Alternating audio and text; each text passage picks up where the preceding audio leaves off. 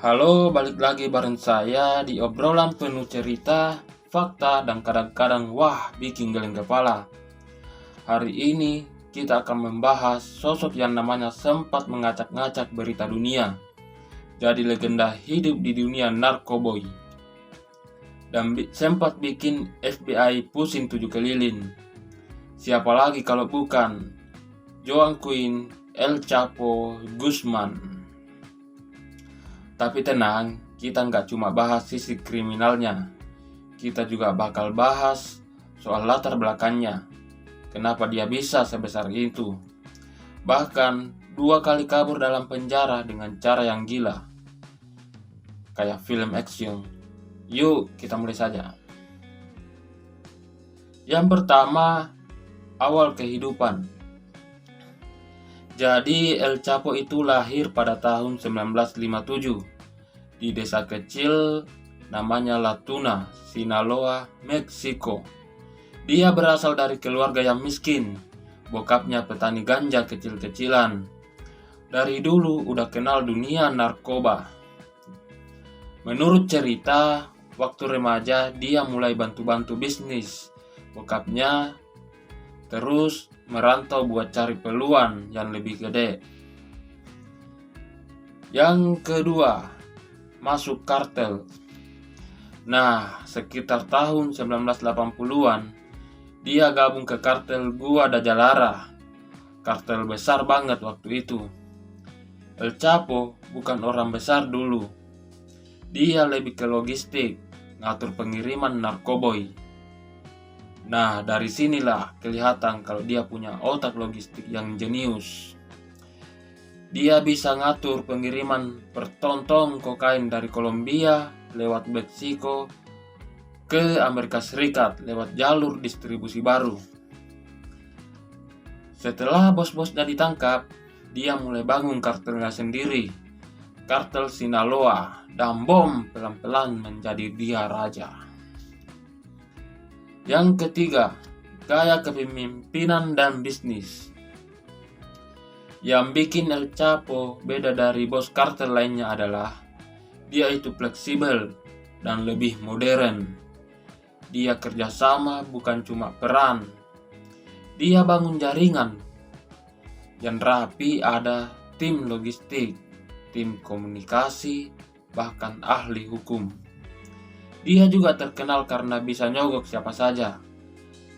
Polisi, jaksa, sampai pemerintah dia sogok. Dia juga bangun terowongan-terowongan bawah tanah buat nyeludupin narkoboy.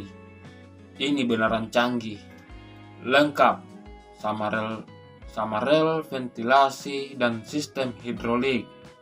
Dia bahkan pernah nyeludupin narkoboy lewat kaleng makanan, melalui kapal selam dan kapal kecil.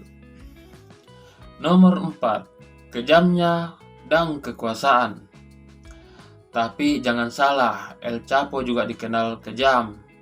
Musuh-musuh kartel bisa disiksa, dibunuh, atau hilang begitu saja. Tapi di daerahnya sendiri, dia kadang-kadang disanjung kayak Robin Hood. Bantuin orang miskin, kasih uang, dan bangun fasilitas. Gimana ya? Jahat tapi punya sisi dermawan buat masyarakat lokal. Itu bagaimana tuh? Yang kelima, penangkapan dan pelarian pertamanya. Pada tahun 1993, El Chapo ditangkap pertama kalinya di Guatemala, terus diekstradisi ke Meksiko. Tapi pada tahun 2001, dia kabur dari penjara Puente Grande. Gimana caranya? Gak masuk akal. Dia sembunyi di troli laundry, dibantu puluhan sipir yang dia suap. Kaburnya tuh kayak adegan di film. Benaran, tapi ini bukan film, benaran. Yang keenam, penangkapan kedua dan pelarian lagi. Dia buron selama 13 tahun. Pada tahun 2014 ditangkap lagi, tapi di tahun 2015 kabur lagi. Kali ini kabur lewat terowongan dari kamar mandi penjaranya Terowongannya panjangnya 1,5 km. Ada rel kecil dan dia kabur naik motor kecil dan di kayu. Ini udah kayak film Prison Break versi ekstrim. Yang ketujuh, akhirnya tertangkap dan diekstradisi. Pada Januari 2016, akhirnya ditangkap lagi. Jejak digitalnya dipergok pas dia kirim pesan ke aktris Meksiko, Kate del Castillo. Dia mau difilmkan kisah hidupnya.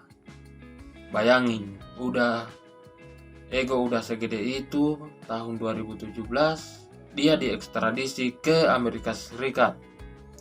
Dan di tahun 2019 dijatuhi hukuman seumur hidup di penjara keamanan maksimum di Colorado. Penjara tersebut Alcatraz di Rockies. Super ketat dan gak mungkin bisa kabur lagi. Dampak dan warisan. El Chapo udah ditangkap, tapi kartel Sinaloa masih jalan. Anaknya yang disebut Los Capitos kabarnya nerusin bisnisnya.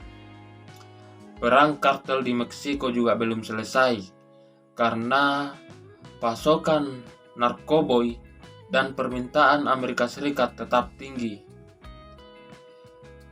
Banyak orang masih debat, El Chapo ini hasil dari sistem yang gagal atau dia sendiri yang bikin sistem jadi rusak. Apakah dia jenius, jahat, atau korban dari ketimpangan sosial? Tergantung dari sudut pandang sih. Nah, itulah dia cerita seru dan absurd tentang El Chapo. Dari bocah miskin desa sampai jadi raja narkoboy paling dicari di dunia. Hidupnya penuh dengan plot twist. Bikin kita mikir, ini benaran nyata apa fiksi sih? Kalau lo suka cerita-cerita kayak gini, jangan lupa subscribe dan share ya.